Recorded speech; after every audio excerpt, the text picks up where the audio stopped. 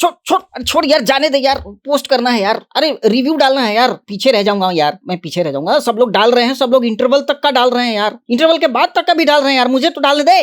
अच्छा आ गए आप? सॉरी यार, आजकल ना बहुत ज्यादा एक्चुअली प्रेशर हो गया है, इतने सारे रिव्यूअर्स आ गए हैं, एक होड़ सी लग गई है आजकल पहले डालने की, तो इसीलिए थोड़ा सा मैं भी ट्राई कर रहा था कि मैं भी थोड़ा सिनेमा घर के बाहर से ही मतलब डाल दूं। खैर छोड़ो, जोक्स अपार्ट, जो भी डाल रहे हैं, जो भी कर रहे हैं अच्छा कर रहे हैं, मैं किसी को टारगेट नहीं कर रहा या किसी की बुराई नहीं कर रहा, जिसकी जितनी समझ होती है उतना ही लोग करते हैं। मैंने देखी डंकी मूवी और मुझे कैसी लगी, चलिए बात करते हैं इस बारे में। सिर्फ एक लाइन में अगर मैं बोलूं तो ये फिल्म राजू हिरानी सर की है। एज एक्सपेक्टेड, राजू हिरानी जैसे मास्टर क्लास चीजें बनाते हैं, जैसे अपने हॉलीवुड में जेम्स कैमरून सर है ना, वैसे ही इंडिया में अपने ये राजू हिरानी सर हैं। मतलब उनकी फिल्में धीरे धीरे पिकअप पकड़ती हैं और मतलब एक तरीके से कह लो कि ये एक अशोक लीलैंड की गाड़ी है, 100 किलोमीटर चलने के बाद ही जाकर के गर्म होती है और उसके बाद रफ्तार पकड़ती है। तो डंकी के साथ भी कुछ कुछ मैं वैसा ही होते देख रहा हूँ। मूवी फर्स्ट हाफ में आपको थोड़ी सी स्लो लगेगी, क्योंकि जाहिर सी बात है स्टोरी बिल्डअप में समय जाता है। फिल्म के बीच में जो एक ट्रेजेडी होती है, ये एक तरह का स्पॉइलर ही आप समझ लो, उस ट्रेजेडी के बाद जो चीजें बदलती हैं, जो टेंशन बिल्डअप होना शुरू होता है, गलत तरीके से दूसरे देश में जाना, फिर वहां जाकर के अपने देश के खिलाफ गवाही देने को मजबूर होना,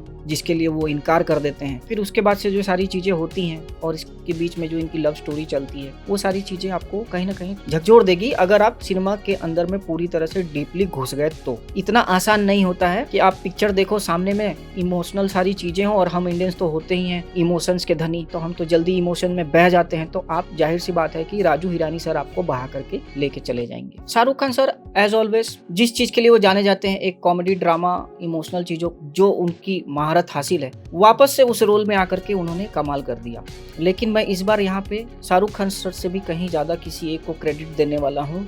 उसके लिए SRKN फैंस आप बुरा मत मानना, क्योंकि जो मुझे लगा वो मैं बोलने जा रहा हूँ। विकी कौशल सर थोड़ी देर के लिए ही थे मूवी में, लेकिन उन्होंने एक तरीके से शाहरुख खान सर को ओवरशैडो कर दिया है। हालांकि शाहरुख खान की मैं बराबरी नहीं करवा रहा विकी कौशल से, लेकिन एक के बाद एक, जैसे कि अभी कुछ दिन पहले उनकी सैम बहादुर आई थी, वो पूरी फिल्म सैम बहादुर में से अगर विकी कौशल को आप निकाल दो तो फिल्म में कुछ है नहीं। तो एक के बाद एक जो विकी कौशल जो है ना, समय के हिसाब से निखरते चले जा रहे हैं। तो आने वाले समय में मुझे लगता है कि विकी कौशल के पास अच्छी खासी फिल्में होंगी, और मैं इस साल उम्मीद भी करता हूँ कि जो अगला नेशनल अवार्ड आएगा तो उसमें विकी कौशल एक बार दोबारा से फिर से नेशनल अवार्ड को जीते, क्योंकि उनको एक बार पहले भी उरी मूवी के लिए नेशनल अवार्ड मिल चुका है। बॉम्बन ईरानी सर मंजे हुए कलाकार हैं, कॉमेडी उनकी जो है स्ट्रेंथ पॉइंट है, जिस उन्होंने अच्छा डिलीवर किया है। तापसी वगैरह का भी रोल ठीक ठाक है सपोर्टिंग में, लेकिन जो सबसे बेहतरीन मुझे लगा रोल वो विकी कौशल का लगा, जो पूरे आपको हिला करके रख देगी। और जाते जाते बस इतना ही यही कहूंगा कि शाहरुख खान सर को मैं क्रिटिसाइज करता हूं तो लोग मेरे को आकर के गालियां देते हैं,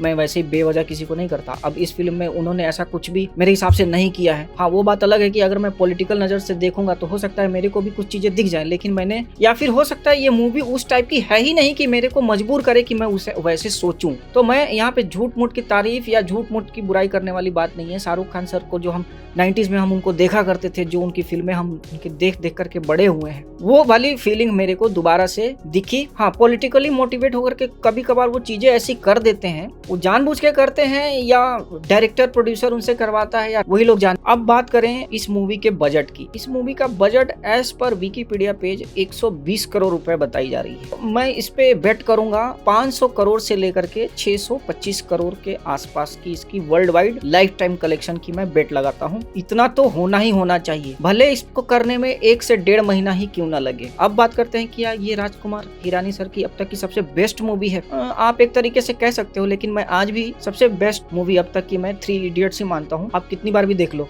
आपका मन नहीं भरेगा। जिस हिसाब से उन्होंने अपना बार सेट कर रखा है, वहां तक हर बार पहुंचना इतना आसान नहीं है। ठीक है, जो लकीर उन्होंने एक बार खुद से खींच दी है, उस लकीर को दोबारा उससे एक बड़ी लकीर उसके आगे खींचना उनके लिए भी समय के हिसाब से टफ होता ही जाएगा, क्योंकि चीजें धीरे धीरे बदल रही हैं। और ये मूवी जो है सिर्फ SRK की नहीं है, ये मूवी सबकी है। यानी कि ये मूवी राजकुमार हिरानी की है, और राजकुमार हिरानी ने कहानी को सबसे ऊपर रखा है। एक अच्छी बात है, जैसे कि हॉलीवुड में होती है, और जिसके रिपरकशंस हॉलीवुड की मूवीज में आजकल दिखने लगे हैं, उसके ऊपर फिर कभी बात करेंगे। तो फिर आज के लिए इतना ही। कल मैं एक्वामैन 2 का रिव्यू लेकर के आऊंगा, क्योंकि आज मैं देख नहीं पाया, क्योंकि यहाँ पे स्क्रीन ही नहीं अवेलेबल थी। तब तक देखते रहें इनबॉक्स, और हमारे चैनल को जाते जाते सब्सक्राइब जरूर करें। जय हिंद, वंदे मातरम।